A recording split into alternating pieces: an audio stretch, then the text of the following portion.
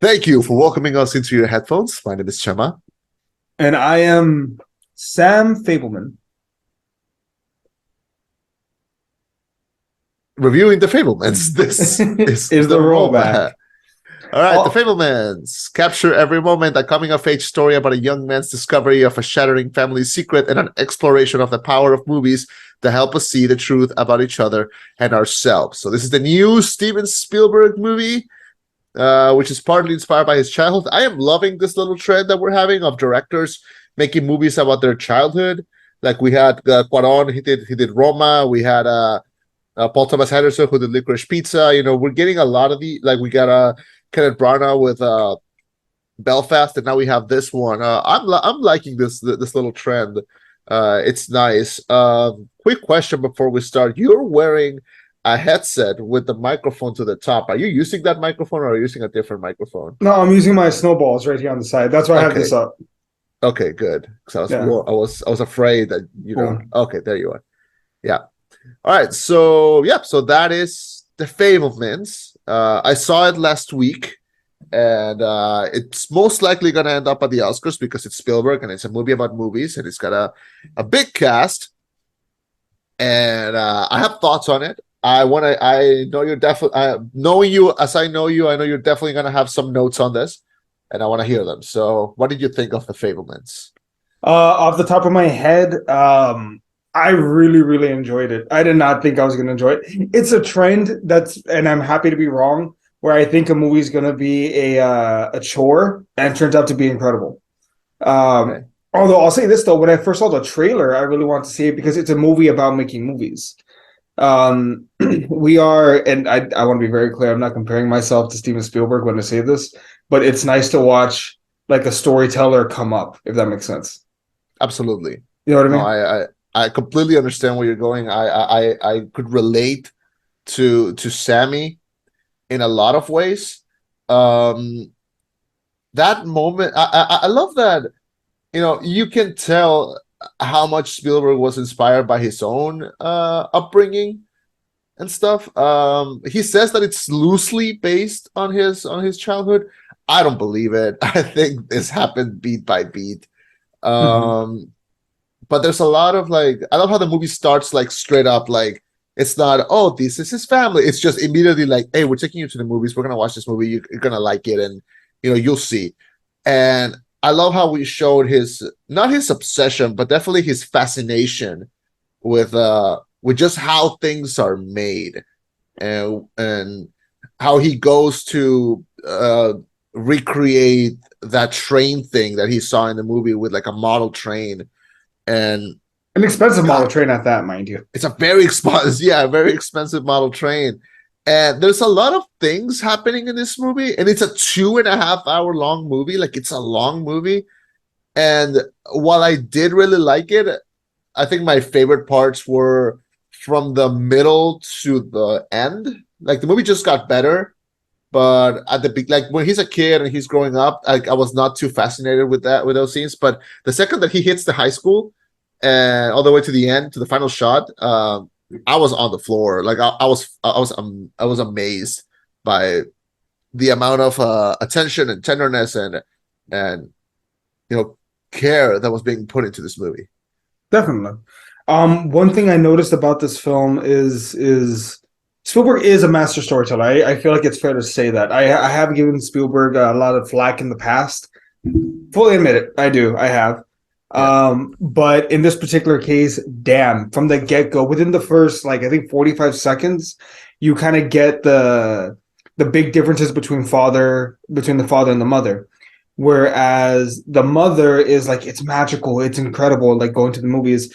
The dad's like, no, no, no, it's pictures that move really, really fast that give you the idea that these things are big. Like yeah, two very different ways of approaching a child who doesn't understand.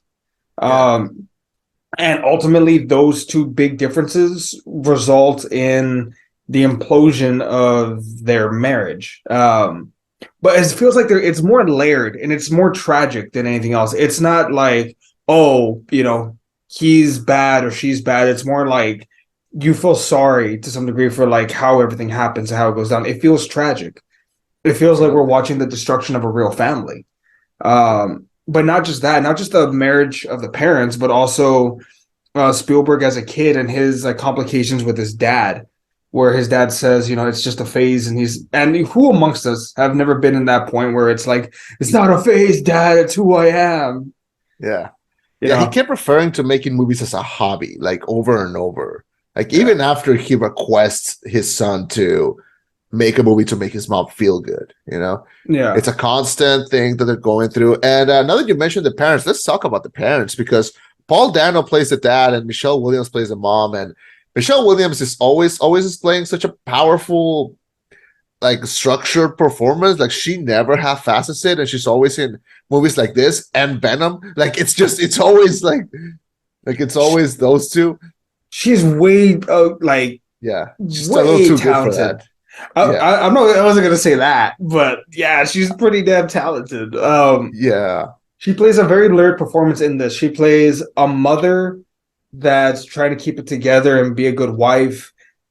She plays a lot of things throughout this film. A mother who's trying to keep it together, a wife who does kind of like butt heads with her husband.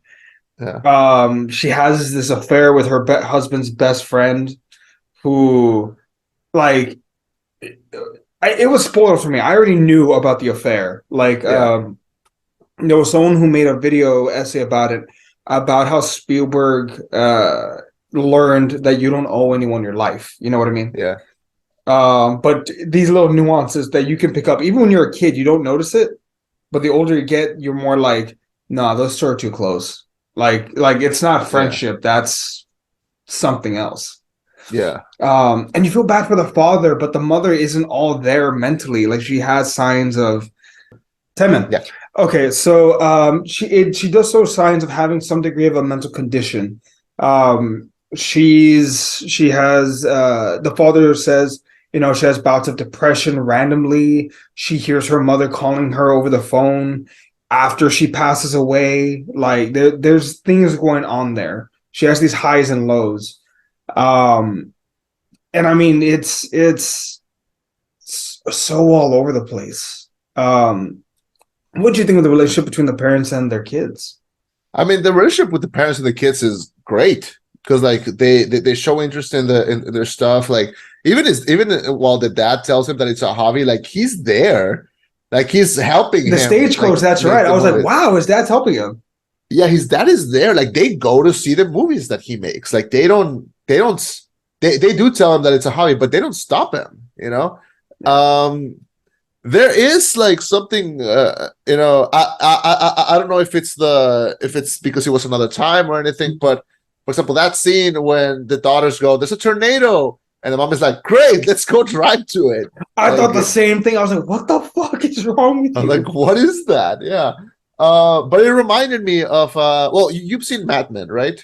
Yeah. Do you remember that scene? There's a scene in Mad Men where they go to have a picnic. I think it's at a park or at a beach. And then when they finish the picnic, they just kind of like lift up the little mantle and they just shake it and then they just throw everything like they just leave the trash there. Yes. That threw me off. Yeah. That threw me off, but then I was like, that's in what time is Mad Men? 60s. 60s. It's around 60s. So close to it. Yeah, the world was not as fucked up pollution wise as it is now. So maybe that was just more normal, but I don't know. It gave me those same vibes, which I think when they're kids, it's also the 60s. I think.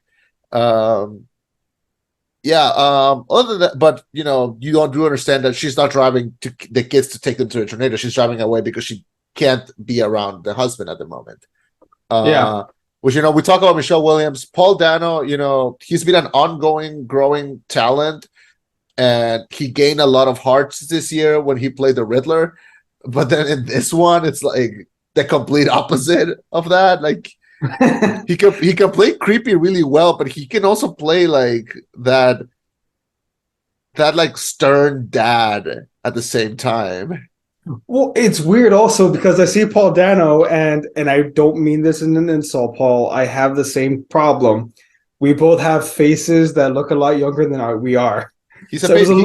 He got a baby face, yeah. And Paul, again, I'm not insulting you, man. I have a baby face too. Okay, that's why I have a beard and mustache and all that to try to look a little older.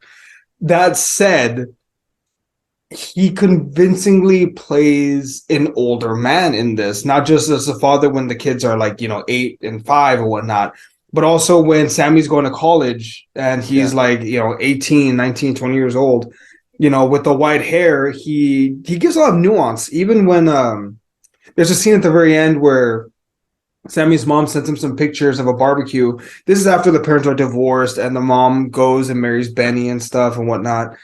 The dad's going through these pictures and he walks away from Simon because he doesn't want to express his emotions in front of him too much. But you see heartbreak in those eyes for only the few seconds. And not many actors can do that very well. Paul Dano is definitely the exception. Yeah, he definitely knocks her apart. They're both Paul Dano and Michelle Williams. They're both going to be nominated, like for sure. I don't know. I don't think any of them will win, but I believe both of them will be nominated. I think Gabriel deserves a chance. I think either as supporting actor or as main actor. I think this movie lived or died by that kid's performance, and like he went all the way to a point where I saw an interview. He adjusted his walk, the way he tilts his head, and the way he uses his arms to mimic young Spielberg. Like he physically adjusted the way his entire body was to try and mimic the director more. Yeah. And he's great. And Spielberg has this thing where like he loves like starting the careers of like young actors. Like he did it, he's been doing it since Jurassic Park, he did it in E.T. Like that childlike sense of whimsy and wonder like is always ever present in his movies, and especially in movies like this. And yeah, you have to capture that if you're gonna capture like a young Spielberg. So he was great. He managed to portray him as both as like a younger man who's going through, growing up, first girlfriend, first bullies. All of that is I think handled really well. And I want to be sensitive when I say this. I did not realize how rampant anti-Semitism was back then. Like, dude, it's bad. Yeah. Dude, they leave a bagel in his locker. That's the equivalent of leaving like a taco in the locker of a Mexican kid. Like, I didn't know that was a thing back then. Like, yes, what's the worst part? Like, if you had left a taco in my locker, I would have been like, "Ooh, tacos!" Chema, they spit in them. No, but no, like I didn't realize how rampant anti-Semitism was, and you see these assholes fuck with this kid for no reason. Yeah. Like, granted, he accidentally like slams I think a volleyball on someone's face, but dude, that's an accident. Like, yeah. But they just fuck with them so much, and then he's entrusted to like record senior skip day, at the beach or whatever. Yeah. And he puts together this movie, and weirdly enough, it like endears him to the bully, but then the bully beats the shit out of his anti-Semitic friend.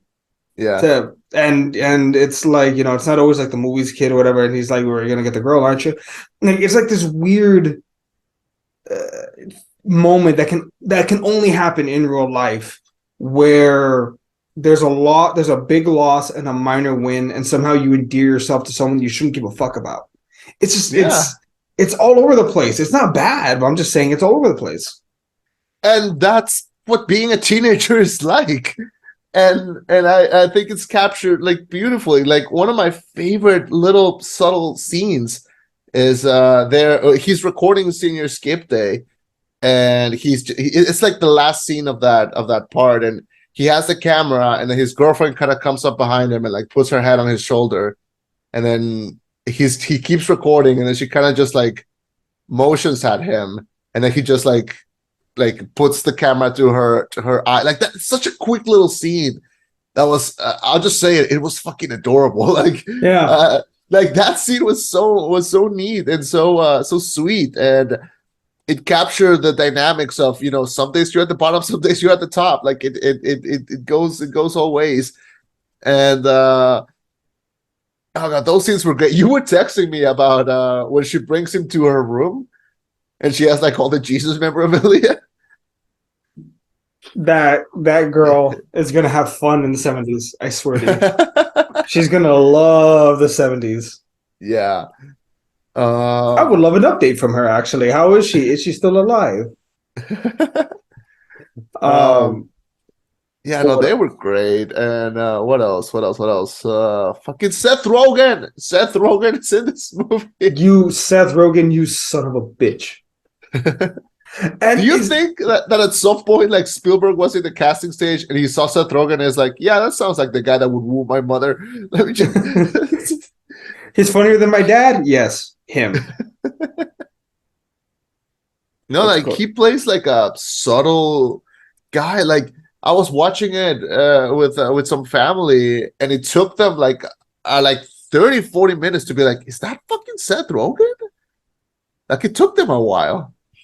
Because we're so used to seeing Seth Rogen just play Seth Rogen, but people forget he can do drama and do subtle performances very, very like well. Didn't he play Um, Steve Wozniak in one of the Steve Jobs movies? he was so good in that. He was like Uh, stupidly good in that. it's insane though how like comedy actors are typically really, really good when it comes to playing Dramatic. yeah, like it's weird, but it's true. And weirdly, not all dramatic actors can do comedy. Let's see. So yeah, He's done quite a bit. Long shot, line. Yeah. Yeah, no, makes sense. Wait, he was in the yeah. Chippendale Rescue Rangers movie? He played like He's the playing guard. he's playing Donkey Kong. Yeah, he's playing Donkey Kong. I didn't know that. Yeah, Okay. I'm in. That's what yeah. sold me on the Mario movie, not Chris Pratt. It was Seth Rogen. So Jack Black as Bowser didn't sell you? That too, actually. You know what? You're right. I'm there for the supporting cast. Yeah. Yeah, so But he's good in this. Like he's the first half of the movie and he's good in it. Like he almost plays like he supports Sammy like by getting him that really good expensive camera yeah, and like not he even letting him pay for it. Yeah. he even see. Here's the thing. He plays the unenviable role of being the other guy, Yeah. and he has that moment. And I'm not sure if he knows that Sammy knows. I'm not 100% Yeah. if he does or doesn't, but he's kind of giving him this gift, and it's this weird resentment also of like, fuck you, you're the reason why my mom and my dad are separating. But that's a kid's point of view, Yeah. right? That's how kids see things. You're the reason why. I think in Friends, Chandler said it at one point. I don't want to be the reason why I don't want a kid to hate me because they see that I'm the reason why my mom and my dad aren't together. Yeah. And he plays that part very well. But as we all know, it's more complicated than just, well, that guy caused it. It's because his parents have this Don't very, gel. Yeah. huh? They don't gel the way that the mom and him do. No. Well, the thing is the dad's so grounded and the mom's such a free spirit, but they're such opposite ends of the spectrum. Yeah. Which makes it more heartbreaking because that scene when they break the news to the kids, like that was a hard watch. It almost felt like I shouldn't be watching it. Like that felt too personal, Yeah. And there's a moment where, one of the sisters goes to Sammy and she's editing this movie and she goes like, why are you doing this? Like at this moment. And he's like, I have to do this. Like, I can't do anything else. Like me not doing this is not going to stop what they're doing. And the sister says like a really heartbreaking line. Like she says something along the lines of like, my dad was the best audience that my mom could have ever wanted. Like he was always her best audience. Mm-hmm. Like maybe she didn't want to perform for him, but he was always watching her. Yeah. And that pretty much sums it up. Like even though the dad and the mom like don't gel in the same way, like you cannot deny how much he fucking loved her.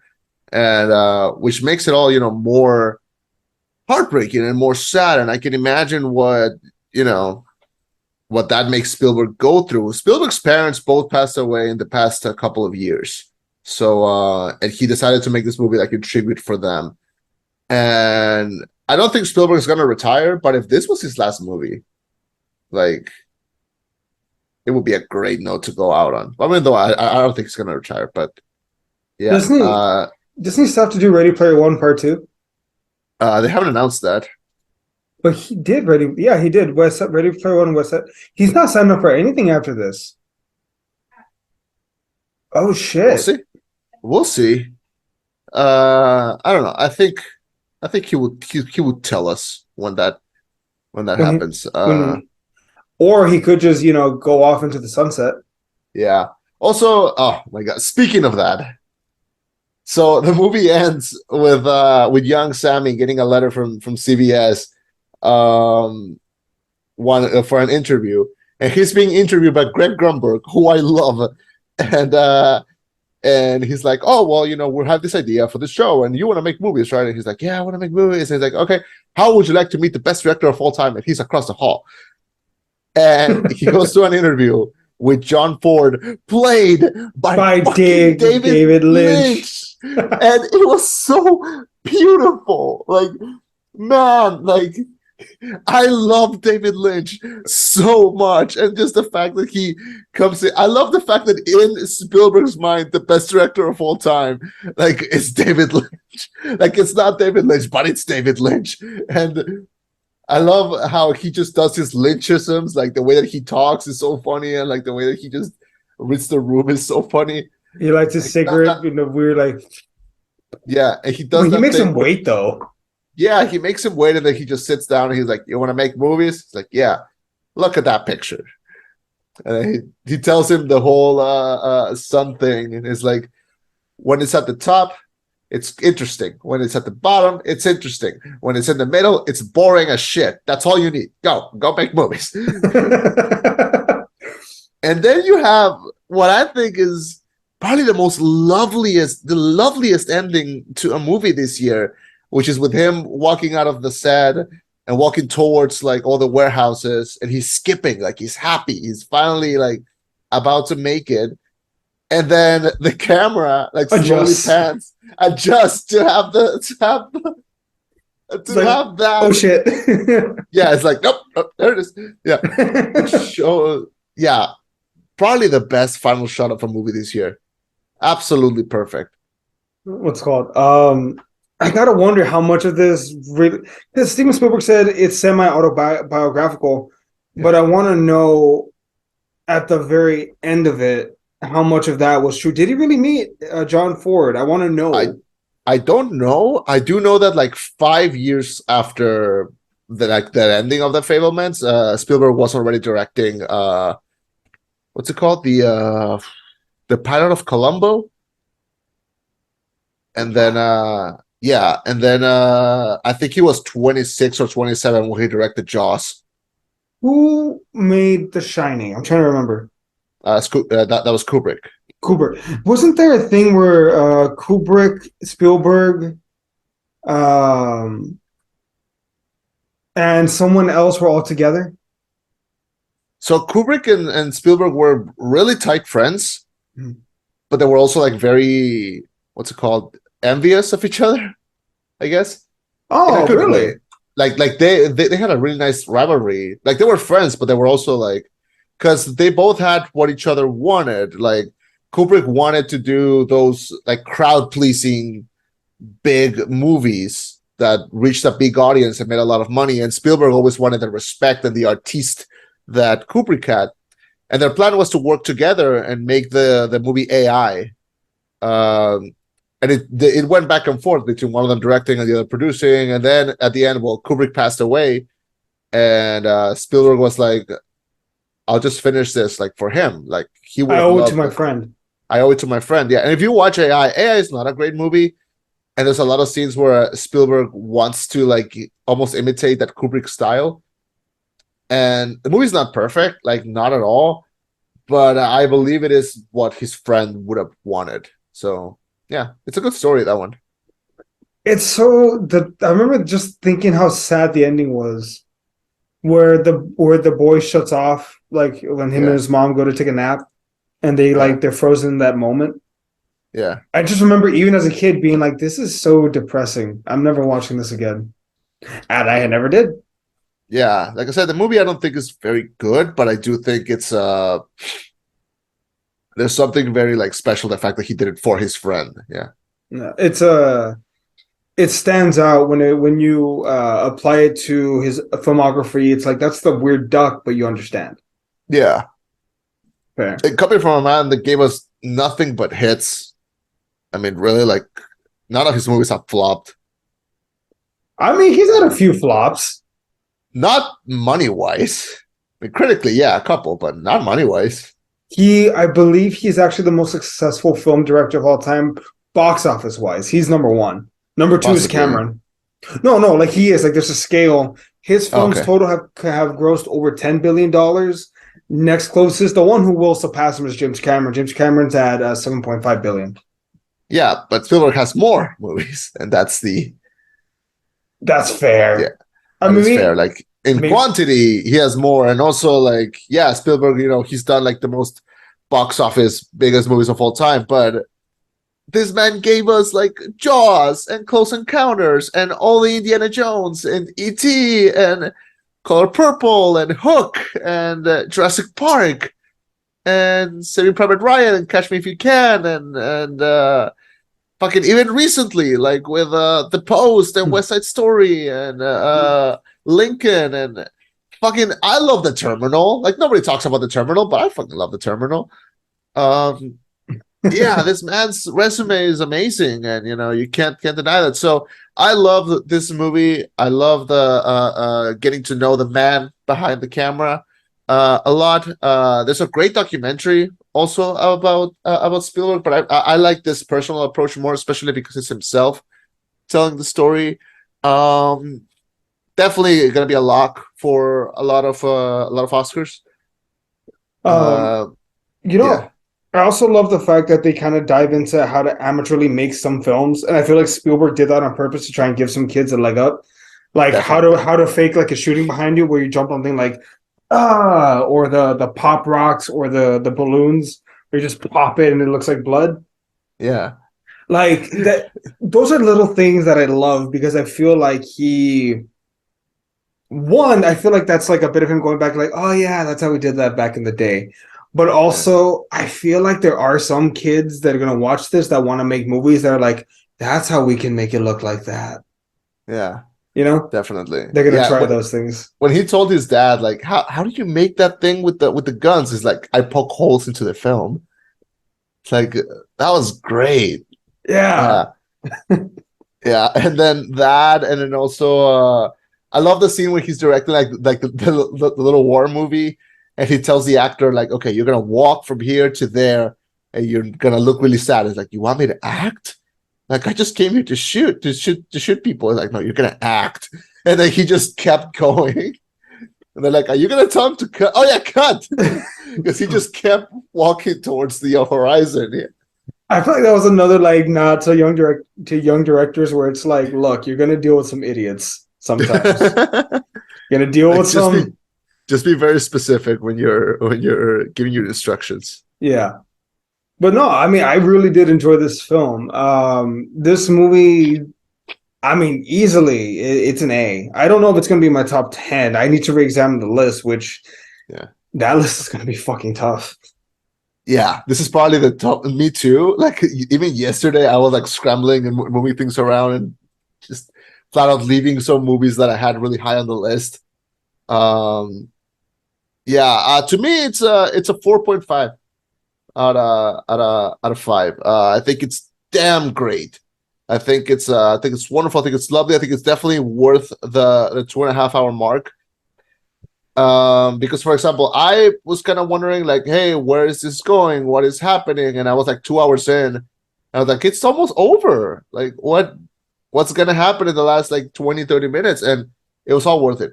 I think it's definitely a movie to look out for. I also don't know if it's gonna end up in my top 10 of the year, but I'm really glad that I watched it. Yeah, anything else? Not really. If this is his swan song, it's not a bad way to go out, but I don't think so. I think it'd be more of a announcement. Then like he's too big for it to just be like a side thing where it's like, oh yeah, by the way, I'm out. Like I feel like he would be like, this is gonna be my last film. And if he had said that before and said like, this is my last film, it's a personal film for me, this movie would not have flopped at the box office. This movie would have been a titan among titans. Like even with Avatar in the box office, Spielberg is such a big name. I truly believe it would have made some serious money, Yeah. But Now we I can't. just yeah. We No, can't you can't judge something based off just money. exactly. But there's so much here. There's so much heart. And David Lynch, Best Supporting Actor nomination. When? I need it. I need it. Give it to me. They're not gonna do it. They're not gonna do it. Like David Lynch, Best Supporting Actor nomination. When? Please, please, please, please, please, No. please, please, No. please. It's not gonna happen. It's not gonna happen. But he can please, win the please, MTV award for best cameo. just for me. Just for me. Please, please, please, please, please. I deserve a little fun. Just a little. No, 0. Huh. Michelle Williams got top billing in this one. Well, yeah, she's like the biggest name. That shit. Besides Spielberg. I will not question. What I'm saying is that every movie theater crowd should cheer like they do at Marvel movies when David Lynch shows up. It's exactly what should happen. That's all I'm saying. I'm gonna be real with you, man. I didn't recognize him. I already knew that he was in it. I was just kind of waiting for him to show up. No, it wasn't until after when I looked it up that I was like, oh shit, David Lynch. Matt, she is too good for the Venom series. And that's because I really like Venom. I really like Venom, but like it's a bit below her pay grade. Man. Yep. Okay. Any final thoughts? Just watch it. Watch it. I loved it. I might rewatch it again, like a little bit before the Oscars, just because it really gets me into that mood of like, remember that Keanu Reeves video where he's like, I love movies. I love watching them and I love making them. I love movies, man. Remember that video? No. Oh, I'll send it to you later. Like that's how, like what, like coming out of that movie, that's how I was feeling. It was great. I've never seen that one. I'll watch it. Yeah. That reminds me, I saw Avatar yesterday and the John Wick 4 trailer played before it. Yeah. Not gonna lie, got me a little hyped, and I'm not like a big John Wick fan. Have you seen the other ones? Have you seen them all? No, I've only seen that one. Yeah. Wait, you've only seen the first one? No. I thought you meant the trailers. Is there more than one trailer? No, there's only one. Oh, okay. The Seasons in the Sun. Yeah, that's the one. I have a new funeral song. I picked that one. It's a little better than My Way. I'll tell you that. Look, man, I thought that it was sticking to your convictions and being moral in an immoral world. Turns out it's a song for assholes about assholes who do asshole things.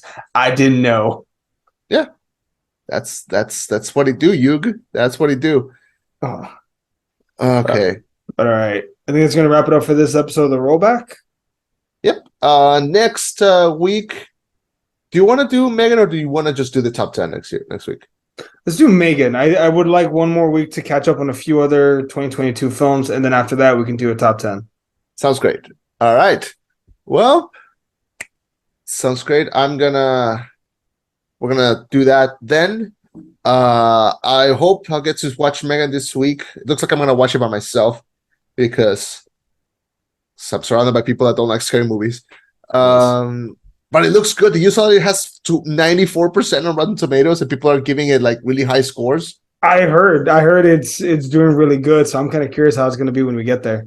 Look, 2022 was a great year for horror, and the fact that we have a horror movie coming out in January that is doing really high numbers. Like I haven't seen it. Maybe I'll see it and I love it. Maybe I'll see it and I hate it. But what if this is a sign of like good things to come?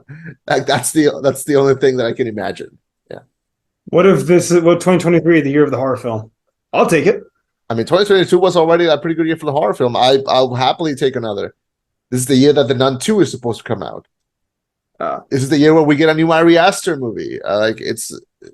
Can't wait. Yeah. Yeah. All right. So, well, that should cover everything. Thank you so much for joining us this week on the Rollback Podcast. My name is Chema. I've been Eddie. And this was the Rollback. With a reminder, don't watch this movie with your parents. It could get a little awkward. Also, sorry for the audio difference. It cut out right before we were able to give that ending. So, bye everyone.